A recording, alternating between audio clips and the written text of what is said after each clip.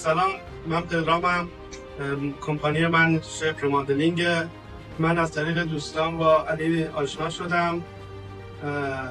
علی، من خیلی وقت کار میکنم، برای گرفتن مشتری خیلی مشکل داشتم، اما علی کار من خیلی راحت کرد. من 3 هفته شروع کردم با علی کار کردن. تو این 3 هفته 7 تا کانترکت بستم، 2 تا جاب تموم کردم. خیلی خیالم آسوده تره.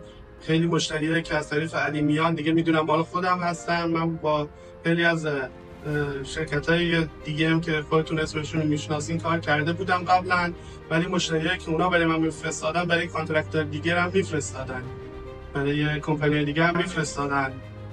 ولی این مشتریایی که از طرف این سیستم علی میاد همش مال خودم باهاشون دیل میکنم. خیلی راضی هستم ازش.